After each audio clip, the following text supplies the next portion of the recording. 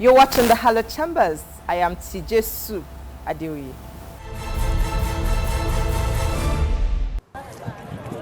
Women and youths constitute more than half of Nigeria's population, yet their participation in the governance process has not been encouraging.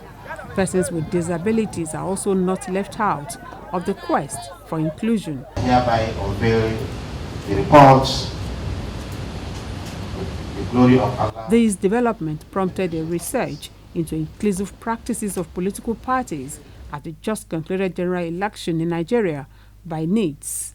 The institute describes political inclusion as an essential requirement for sustainable democracy, particularly for vulnerable and marginalized groups.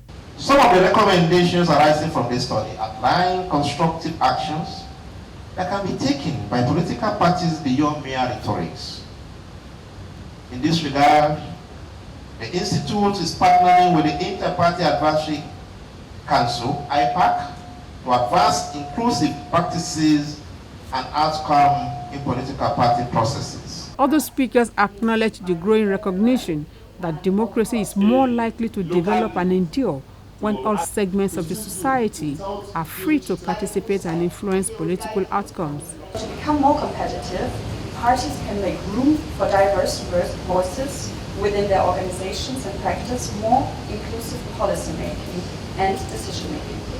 Now, these actions and inclusive practices in general will help build and maintain a broader base of constituent support and earn citizens' trust, thus further strengthen democracy. We have a capacity for disability inclusive development in Nigeria for a long while. But something that I personally believe is that for us to be able to achieve true disability inclusive development, especially inclusion of persons with disabilities in governance. Crude cargo. After several invitations, the minister, accompanied by the permanent secretary, is before the legislators. Abubakar Malami apologizes for his inability to honor the committee's invitations and reaffirms his respect for the parliament. First, let me express my sincere apology. Multiple apologies for that matter. First, on account of my inability to be here earlier. A one-page document is passed to him for his eyes only, and after going through it in silence, says he will not agree to a closed-door meeting. I'm here for open engagement for the Nigerians to see. I am here on behalf of Nigerians, and I want Nigerians to share in what we are doing for the purpose of transparency and accountability of it. We are not asking for closed doors. I know very well. That is why I'm asking who are they. Came in, yes. And we feel in the interest of both parties, justice, okay, and this protect the institution of the National Assembly and that of the government of the Federation of Nigeria. That settled, he provides responses to the numerous questions posed to him in the course of the committee's correspondences to his office. The minister describes the petitioners as a syndicate poised to defraud the nation. He therefore believes the committee should not waste its time on the probe. A prima facie case of fraud. So this time around, it is not about the recovery of the product, but the fact that these people in contention were fraudulent. They simply were trying to establish a case against the federal government to extort the federal government. We are assuming on this part, before we conclude, we still want a guide from you, that part of what is causing the misinformation is because maybe the process or the procedure, we have been contravening them. Yeah. Thank you for staying with us on the program. My guest today is a senator representing Ekiti Central. His name is Senator Opeyemi Bamidele. It's good to have you on the program. Thank you so much. And congratulations on your re-election. To God be the glory.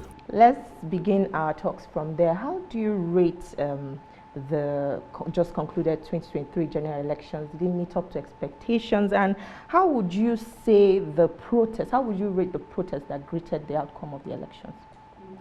Well, we put it this way.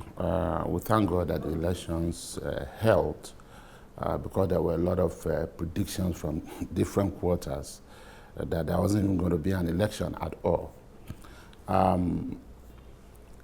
Rating the 2023 general elections, for me, will be a function of what was the attitude of the Nigerian people towards the election. What was the attitude of the voters, towards the election? What was the attitude of the umpire that was in charge of the election, which is the Independent National Electoral Commission, INEC, as well as the security agencies?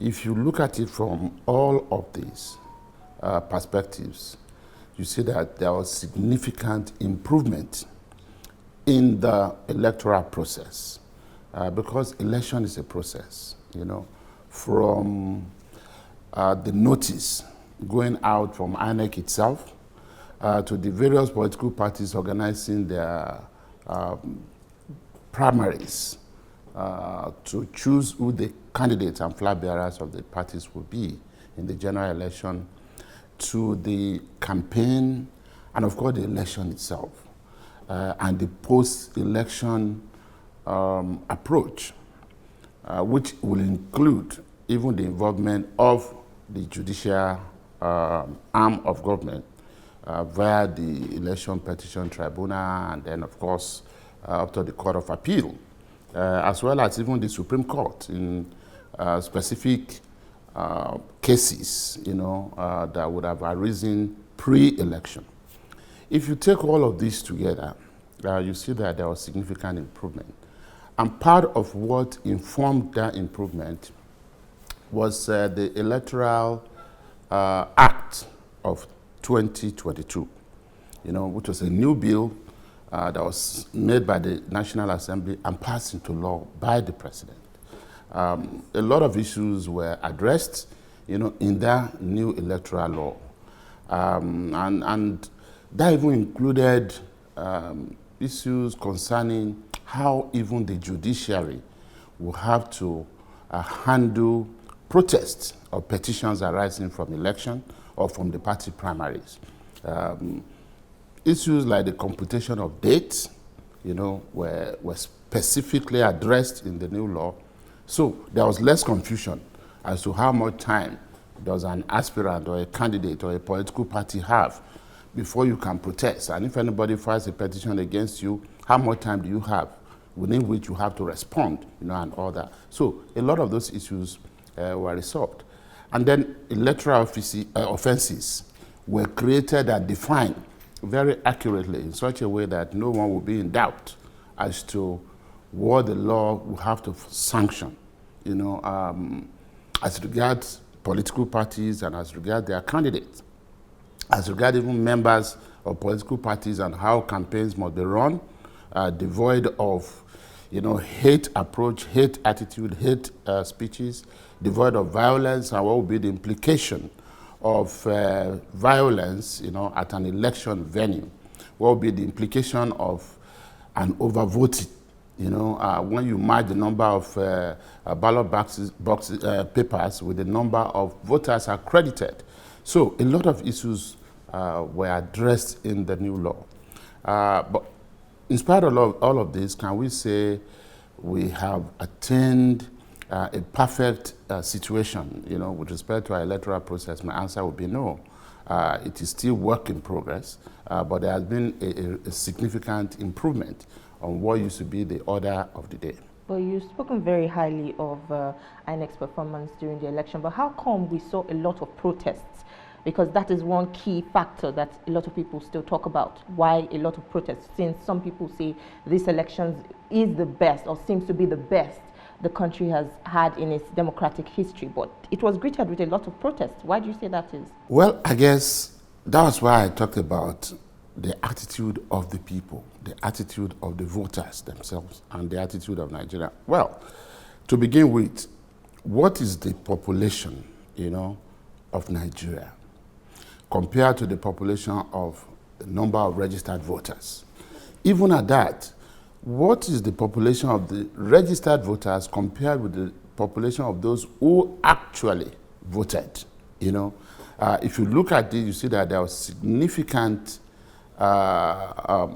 difference. Where you have a situation where not even up to 40%, of registered voters are coming out to vote, and not to talk of what percentage, very insignificant percentage of the entire population, within the age bracket, voting age bracket, coming out actually to either register or to vote, on the day of election.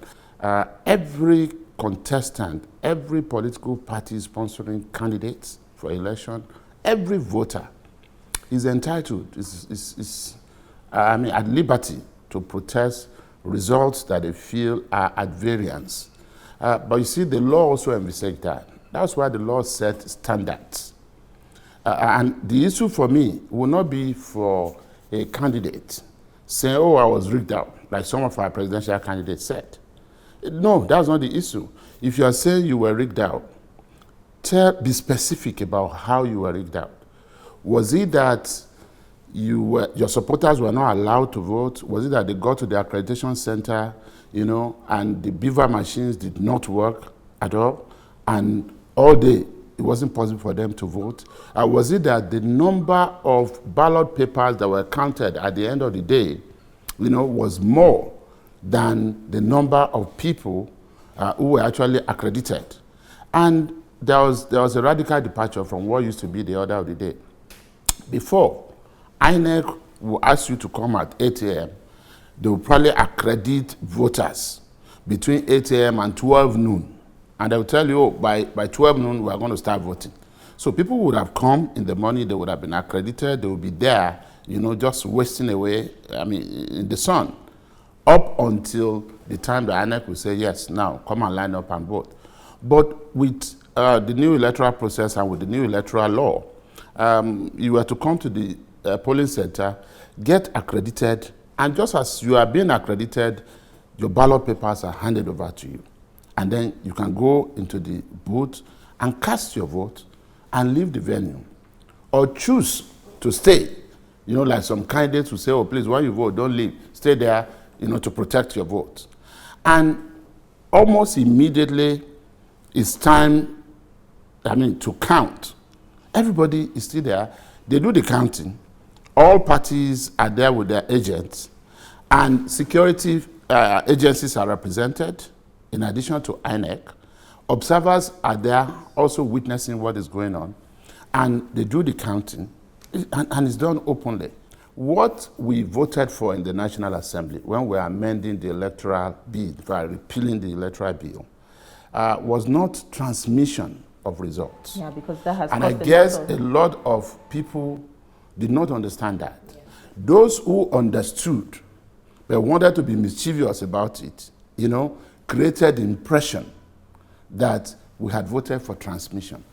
Transmission of results occurs in a situation where there is no intermediary between the voter and the INEC porter, or the INEC headquarters, whichever way you choose to describe it.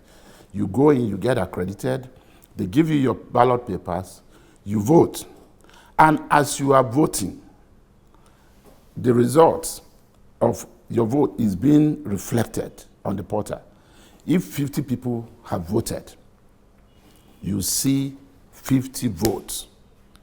And all of this should happen within a split second, just as you are voting. The beavers. Yes. So beavers was not for voting. Beavers was for accreditation. And there's a difference between the two.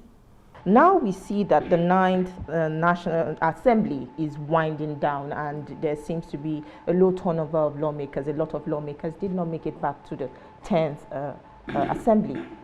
How would this impact the quality of legislation in Nigeria?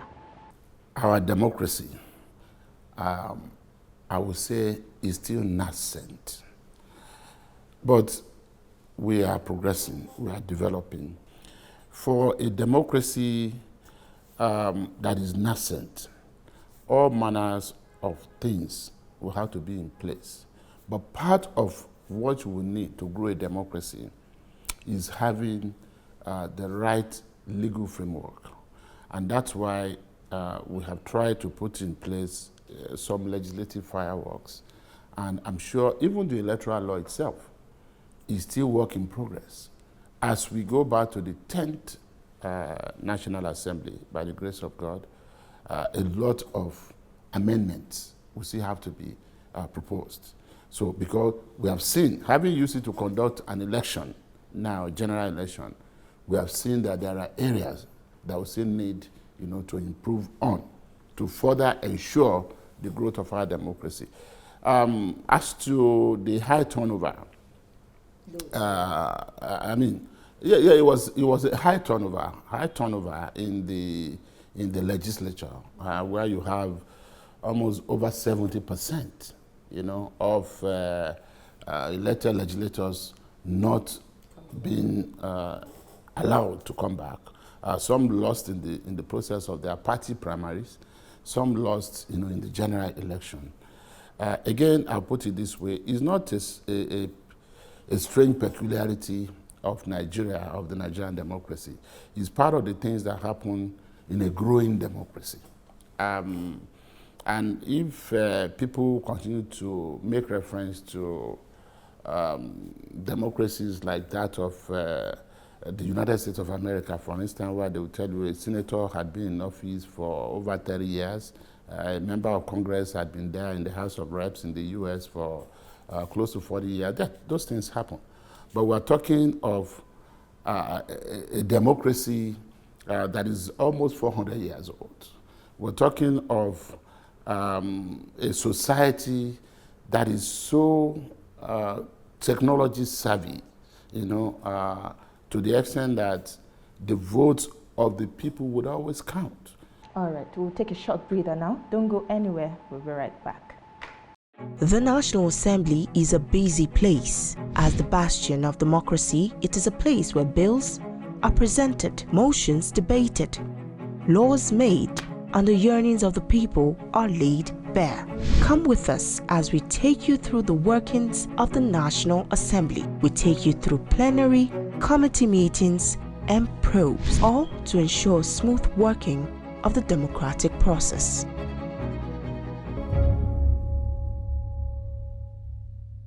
Glad to have you back. If you're just joining us, we have been speaking with Senator Opeyemi Bamidele, and we have been speaking on the outcome of the 2023 general election, as well as the performance of the 9th Assembly.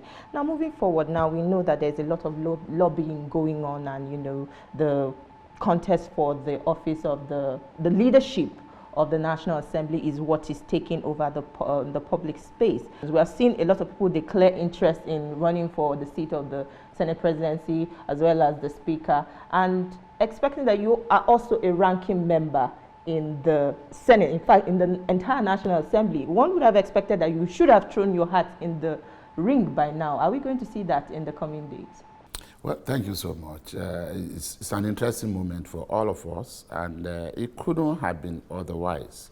A lot of people are out there running for election. But let me say that out of the 20 principal offices in the National Assembly, I'm talking about both chambers, only 4 of them can and will be contested into. And those are the positions of the 4 presiding officers. Because when we talk about principal officers, we still have to isolate the 4 of them who are presiding officers. And I'm talking about the Senate President and the Deputy Senate President, as well as the Speaker and the Deputy Speaker. For me, beyond anyone's personal ambition or aspiration, the collective ambition of trying to ensure that we stabilize our polity and we unite Nigeria should take preeminence. In other words, why it is not wrong for any one of us to individually aspire, into any of those positions, you have to carry out that aspiration within the context, of a collective ambition that, one, realizing that Nigeria had never been this divided along tribal and religious lines. and also realizing the need to do everything, including making sacrifices, to ensure that we're able to unite the country and restore the hope, of our people. We have a situation where the president is seen as the #1 citizen. That's the president and commander-in-chief of the armed forces. The president of the Senate is also ranked as the #3 citizen because the vice president of the country is the #2 citizens. We, as a ruling party, had to choose between doing what was politically correct and what could make us win an election before the February 25 general election this year. And what we chose to do was to recognize the fact that our presidential candidate was coming from, the Southwest, and coming from a religious background that will make him to be in the minority in the southern part of the country. And in choosing a running mate, he had to listen to the people of the northern part of the country, from amongst whom the vice president will be coming. They chose for him a Muslim as a running mate. And he was not going to reject that. As far as we are concerned, the vice presidential candidate fulfilled all constitutional requirements and eligibility criteria. So it now led to a situation where we ended up with a Muslim ticket. Some Nigerians didn't quite like that, and that also explains why some people still protested, even after they had won the election.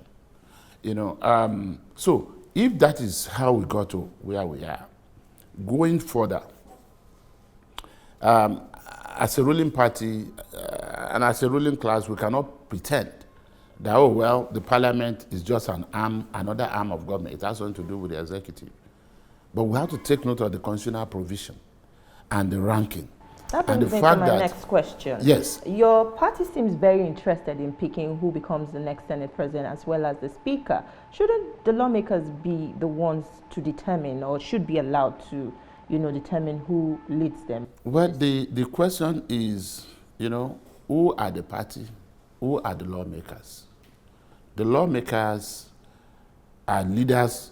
They are among the leaders of the party. A senator, a member of the House of Representatives, is a major stakeholder within the party. When we say the party, we are not only talking about those who sit at the party secretariat, that we call the National Working Committee.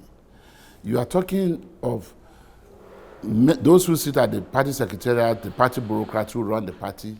You are talking about those who have positions in government, either elected positions led by the president, and that's why the president is described as the leader of the party. You also have people who are in parliament, elected by the people. So if you are talking about the parliament, the parliament, when it comes to election, it's not just a question of, we are the parliament, we have no party. No, we are products of political, dispensation. None of us could have been a senator if we were not sponsored by a political party. And the ruling party would always be interested. And the issue has been so thoroughly addressed. Like I said, there are 20 principal offices in the National Assembly, 10 in the Senate, 10 in the House of Reps. The ones that we will do on the floor will be the election into the offices of the President of the Senate and the Deputy, Speaker of the House and the Deputy. The remaining 16 positions would actually be filled by the parties. And when I said that in a plural form, the political parties. Because we are going to have 8 parties. We are going to have 8 parties. They will send letters to the presiding officers who would have been mad to say, this is the person we want as majority leader, this is the person we want as majority whip, and so on and so forth. While the minority parties will send similar letters to also say this is who will be the minority leader. So even in our democracy and in democracies across the globe, the parties are not left behind in the constitution of the leadership of parliament. But at least to the extent that those 4 people will be the ones presiding, the parties allow the elected senators and House of Reps to decide on the floor who they will want. But that does not preclude the parties from advising, when there are geopolitical considerations, for instance. So if some people have said, oh, we have number 1 citizen that will be sworn in as president being a Muslim, and number 2 being a Muslim, please, members of parliament, consider the possibility or the necessity of ensuring that the number 3 citizen that you are going to elect would, be a Christian. I don't think that would be anything that is not equitable. All right, on a final note, because of time, the president-elect is back into the country, and you're one of those we saw who went to receive him, and welcome him back into the country. What should Nigerians expect to see in the coming days from the president-elect, and how does he hope, to heal frayed nerves? Like you said, the country is sharply divided along religious and ethnic lines. How does he hope to unite the country? Well, thank you so much. Again, we are happy to have the president-elect back. He needed to keep to himself for a while after the elections, regardless of what his detractors will say. Anytime His Excellency Asiwaju Bola Ahmed Tinubu is out of the country, for whatever reason, there's a group of people who always want people to believe that he's out there treating an ailment, or they will even tell you he was in coma. He was in, we have had this so many times that it's no longer even anything that anybody takes seriously again. The man himself will always make a joke of it. When you call him and ask him, sir, how are things? I'm here, things are fine. When are you coming back? He said, well, I still have another week, to complete the processes and the meetings that I'm holding and the consultations I'm doing. So even if they say, away. Yeah, so even if they say, I am in ICU, I will still spend this 1 more week. It has come to a point that you even hardly read anything on social media when we keep forwarding these things. So you say, you know what? Just read and comprehend. Of course, we saw one of his videos. So he's back. And if he needs to travel again, he will, because he's still doing his consultation across the world. It's no longer about campaign. It's no longer about making promises. Nigerians have given him the mandate by the grace of God. And he knows that the expectations of Nigerians are very high. And of course, Asiwaju Bola Ahmed Tinubu is not somebody who is still going to be groping in the dark as to where do we start from. We are looking forward to his administration hitting the ground running, upon his being sworn in, come 29th of May 2023. He's got a lot up his sleeves that will make Nigerians, happy at the end of the day. That is all on this week's episode of the program. You can see this episode again on TVC News YouTube channel, and also watch a repeat broadcast at 7 a.m. on Sunday. Thank you for watching. I am Jesu Adewi. See you next time.